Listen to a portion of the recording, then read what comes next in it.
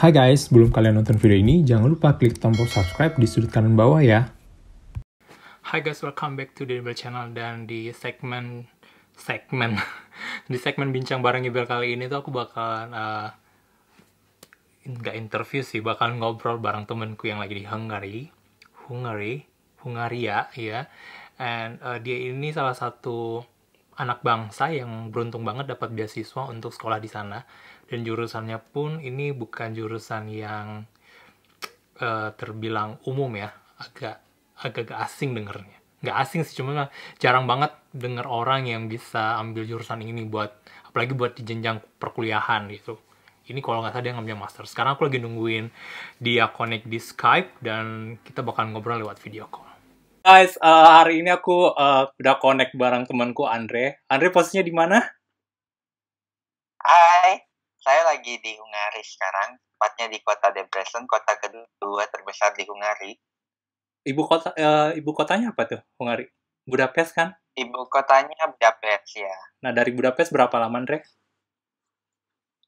Nah, kalau dari Budapest itu sekitar, kalau kita naik bus ya, sekitar 4 jam, hampir 5 jam lah, 4,5 jam. Nah, kalau naik kereta biasanya cuma 3,5 jam. Oh, ada kereta. Ada.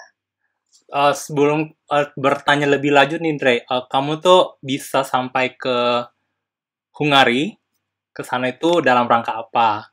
Apa ketemu seseorang, menikah, dan stay di sana, atau apa? Izin tinggalnya apa nih, status izin gitu tinggal? Ya, pengennya gitu, ketemu seseorang gitu, ketemu my friends di sini gitu.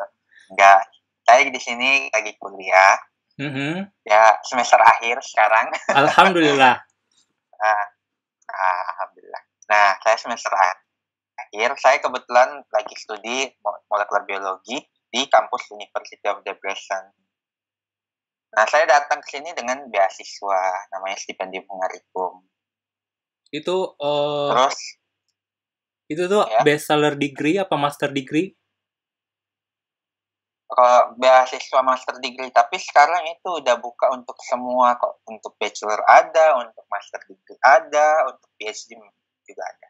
Kalau bachelor degree itu full package apa setengah-setengah gitu loh?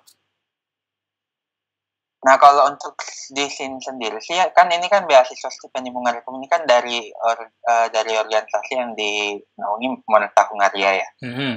Itu sebenarnya kalau dibilang full juga full sih, cuman untuk biaya kesininya, untuk flightnya itu nggak dibayar. Jadi kalau kita mau datang sendiri. Tapi untuk ketika kita udah tinggal di sini, itu semua udah full, termasuk living allowance dan insurance card-nya. Oke, Andre, ini kan kita kan udah lama nih nggak ngobrol kan? Ya, terus lama banget tau. Jadi guys, sebenarnya itu aku sama Andre itu kita kenal di mana, Andre? Kita kenal di Parel loh. Masih inget gak sih? Masih. Jadi aku tuh dulu di kampung Inggris sempat ngambil les. Nah, di sana ketemu Andre, kita tuh roommate. Kalau nggak salah kita tuh dulu ada berlima ya, Andre, di kamar kecil itu ya, Andre. Betul sekali. Dan di antara kita berlima, aku sebenarnya sih di antara kita berlima yang paling aku nggak tahu sih kabarnya yang lain ya, Andre. Cuma kan aku tahu kalau kamu tuh benar emang dari startnya tuh ke kampung Inggris karena mau ngejar beasiswa itu kan? Iya. Berapa lama kamu di kampung Inggris sih waktu itu? Sih sebenarnya pertama ya, alasan ke kampung Inggris itu karena pengen aja belajar bahasa Inggris gitu. Tidak ada, dulu itu nggak ada banget bilang mau ke beasiswa ke luar negeri, nggak ada, cuma pengen aja belajar bahasa Inggris karena mau aja enhance skill, sama mungkin dapat skill bahasa, dapat pengalaman gitu kan. Tapi setelah belajar sana baru gitu. Nah, saya di sana tuh sekitar 4 bulan gitu, karena setelah saya telah saya bilang, saya mau belajar lebih lanjut gitu. Nah, pas bulan ketiga baru saya pengen, kayaknya saya pengen nih belajar bahasa Inggris untuk dapat beasiswa. Gitu. Karena emang lembaga kita tempat belajar waktu itu kan emang arahnya ke beasiswa ya, Andre ya? Iya, di tempat bimbelnya itu memang dia kayak menyarankan kita untuk belajar bahasa Inggris untuk arah ke beasiswa atau untuk lanjut studi gitu. Sekalian disebutin nama lembaganya apa? Boleh ya? Boleh dong. Wah, itu namanya Enders sih ya. Nama tempat bimbelnya itu Tes English School ya. Tes English School. Iya. Gimana kesannya di sana dulu, Ibel? Jadi, iya, boleh. Kamu boleh nanya. Jadi, kalau aku dulu kan sebenarnya kan kabur kan. Bukan kabur sih, setengah di jalan. Karena boarding house-nya itu tidak begitu cocok buat aku stay karena akhirnya aku ada sakit yang berhubungan sama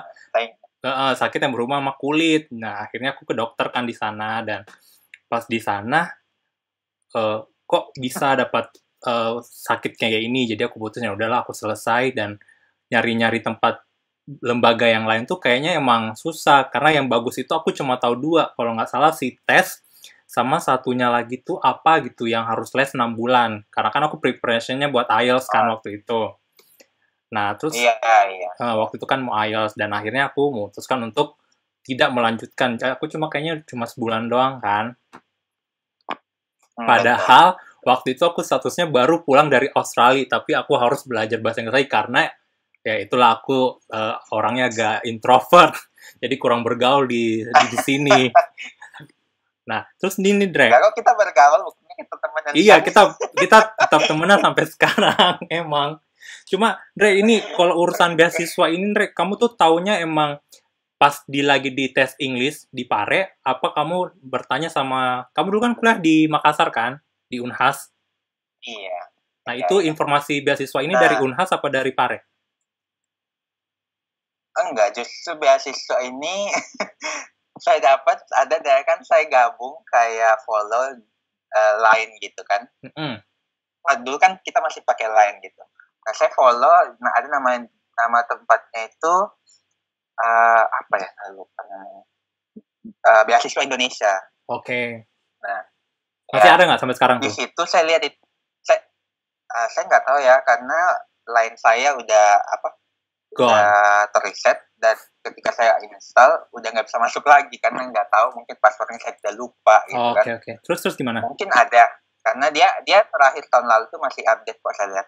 Nah itu kan ketika saya sudah selesai tes IELTS nih, tes IELTS Januari, saya kembali ke Makassar, terus saya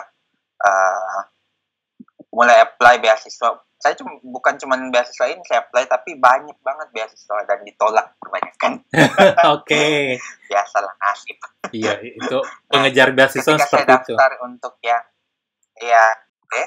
Halo, terus? Itu kan kalau nggak salah tanggal 5 Maret, kalau nggak salah ya. 5 Maret pada tahun 2017 itu. Malam, lucunya banget ini, malam itu kan 5 Maret malam itu saya lagi packing untuk kirim berkas karena beasiswa Korea ini dia harus lewat via embassy gitu. Nah, ketika saya sudah selesai packaging untuk berkas-berkasnya itu, saya bukalah grup Line ini. Nah, tiba-tiba muncul notifikasinya gitu. Dan saya kaget karena beasiswa ini, stipendium ini, deadline-nya sama tanggal 5 Maret, tapi untungnya dia online gitu. Dan karena ada perbedaan waktu, jadi saya masih bisa submit dokumennya. Padahal saya nggak expect banget gitu, bilang saya harus daftar ini. Enggak, cuman kayak ada ini nih beasiswa nih, deadline-nya ini malam, udah kita kerja gitu. Oke, terus gimana? Akhirnya dapet? Ya, beruntung banget sih karena Ya, tadi putus, kita lanjut. Jadi Ndre, gimana? Kamu daftar beberapa beasiswa, dan akhirnya beasiswa yang kamu dapetin ini adalah sesuatu yang last minute muncul di grup lain itu kan? Betul banget gitu. Saya nggak expect banget, bahkan kayak saya cuma bilang nothing tulus gitu. Saya bilang bodo amat gitu, karena ini last minute gitu loh. Dan ini kayak bodo amat gitu. Ini bukan priority, karena priority saya kayak Korea, terus Netherlands juga ada, saya daftar. Ini betul-betul nggak expect. Dan ini kan kamu jurusannya biologi kan, Re? Iya. Ini biologi ini kan, oke, aku nggak tahu sih kalau di Indonesia jurusan biologi ini tuh peminatnya banyak apa nggak? Kalau di Indo? Kalau dibilang peminatnya banyak ya lumayan sih. Cuman kan kayak orang lebih pilih kayak mungkin kedokteran dan segala macamnya yang berhubungan di dalam ya.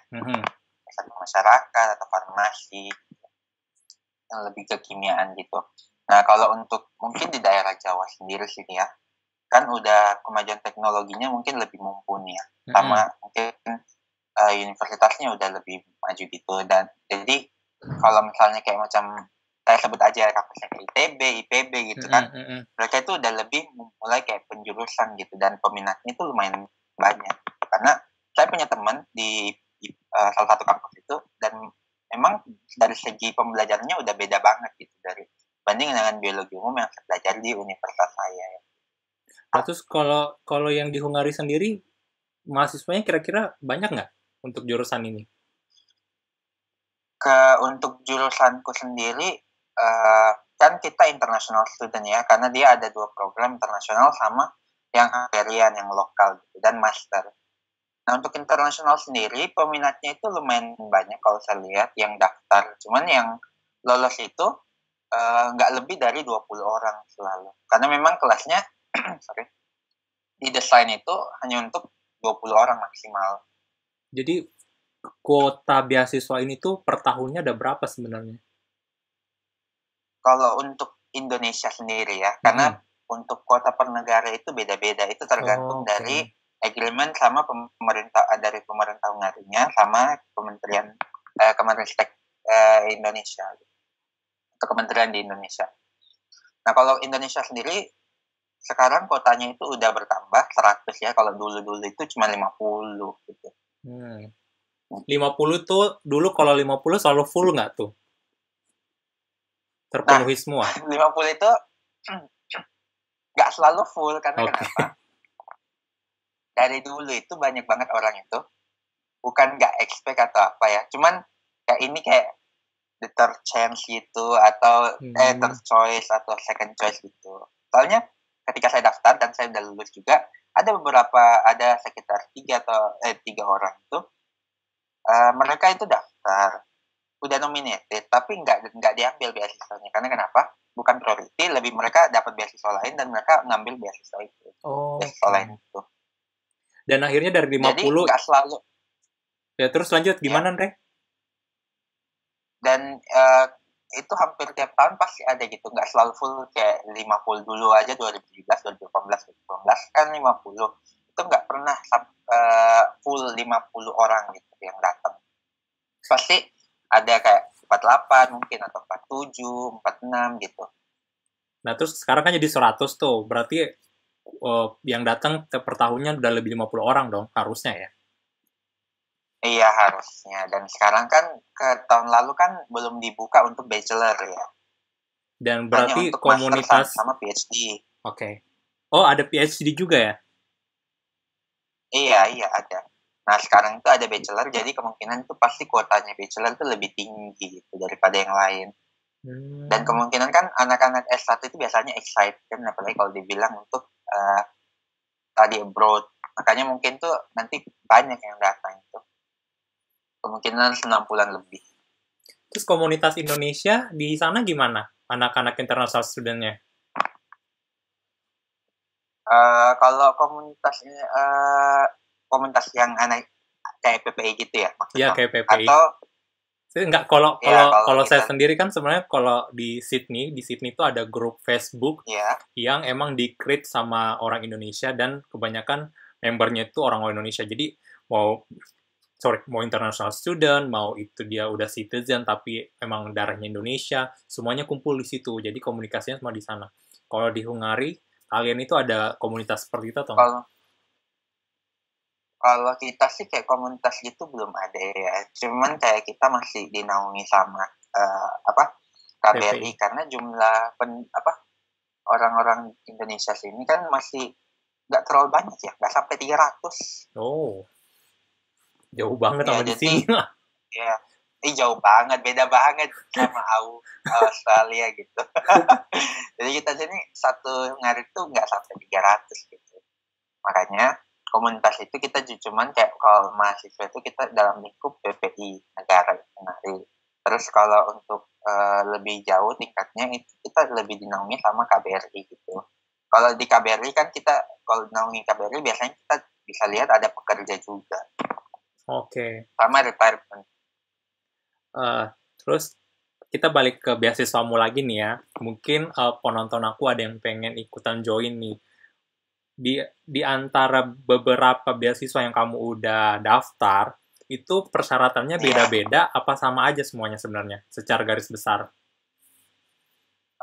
Kalau secara umum itu hampir sama ya semua, hampir, kecuali mungkin ada beberapa beasiswa yang memiliki syarat khusus gitu, kayak Australia nih. Australia gimana? Ya, Australia Award Scholarship itu dia kayak ada, kita harus isi bukan kayak kuesioner sih, cuman kayak kita ada isi form gitu di form online di websitenya, dan kita harus isi dan ada minimal kriteria kayak berapa kata gitu. Tapi itu sangat penting juga, krusial. Yeah. Nah, sama kayak New Zealand juga gitu, ada kayak gitu. Kalau untuk beasiswa yang di sini sih persyaratannya kayak secara umum aja gitu, kayak ijazah, transkrip ijazah bahasa Inggris, terus motivation letter, statement of purpose, sertifikat IELTS atau TOEFL, dan sertifikat IELTS dan TOEFL itu kan kadang-kadang beda-beda tiap negara pemintaannya. Iya. Requirement-nya itu beda-beda. Requirement score-nya kan? Ya, kalau beasiswa sini dia nggak nge-state harus berapa gitu, harus 6,5 atau 7 enggak gitu. Itu tergantung kampus atau tergantung prodi yang kita akan daftar gitu. Jadi tergantung prodinya. Kalau misalnya kamu ngambil kayak molekuler biologi kayak saya, itu beda sama kesehatan masyarakat gitu. Nah, terus yang aku mau tanya lagi, Miss, ini kamu pas dapat beasiswa itu izin tinggalnya berapa lama? Pas dapat beasiswa itu izin tinggalnya